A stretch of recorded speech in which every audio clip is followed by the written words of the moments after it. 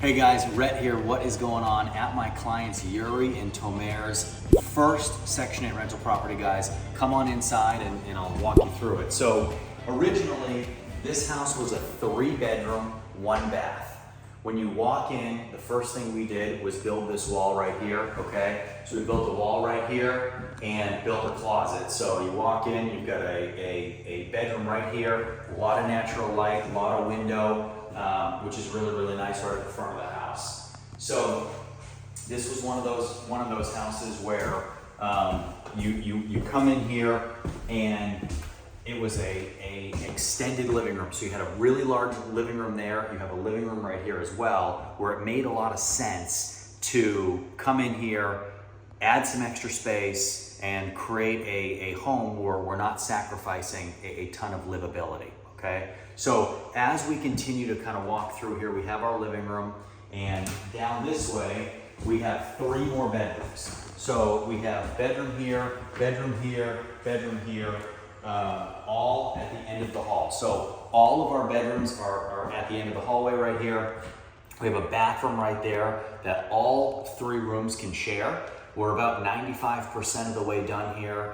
We need to get the water turned on and deep clean this entire thing and get this thing ready for tenants. But essentially you have 3 bedrooms at the end of the hallway right here, bathroom that they'll all share. We added a bathroom in this house. We added a bedroom in this house. We added an HVAC unit here as well. So did a lot to this unit, as well as built an addition for that second full bathroom. So this went from being a 3-1 to a 4-2. Something we always want to do when we're adding more bedrooms is, if the layout accepts it, we want to try and add another bathroom, because the more people you have in the house, you don't want everyone fighting over one bathroom. So that's a big part of what we do. Otherwise, you're gonna have a tough time finding tenants for some of these units if you overdo the amount of bedrooms and you don't follow that up with a good amount of bathrooms. So that's very important. Now, in terms of this house right here, we're looking at an ARV that should be somewhere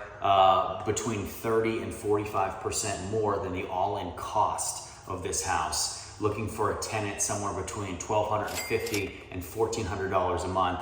This is a great area, very quiet. A lot of families live in this area, so I think we'll have a really, really easy time finding good tenants who want to live here. So as we continue to walk through here, so you have all of the bedrooms situated on this side of the house. We have our living room. You have a porch out back that walks you right out to the back. And then we walk into the kitchen. So put new LVP flooring down here in the kitchen, as well as we did in the addition. Of course, we're gonna clean this whole place up. And then as we walk into this room right here, this was our addition.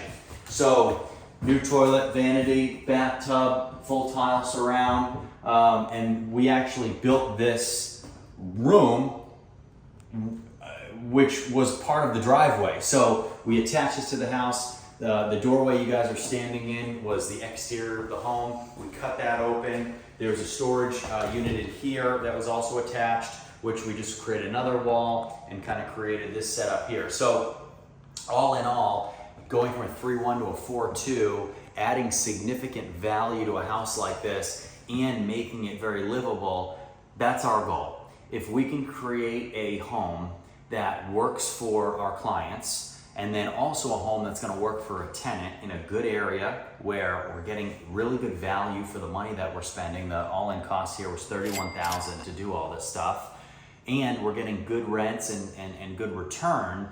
You check all the boxes. You'll have a family move in here and stay here for a very long time, because the layout just works. It makes sense. It's not too cramped. It's not too small. There's multiple bathrooms. There's a decent sized living room, decent sized kitchen.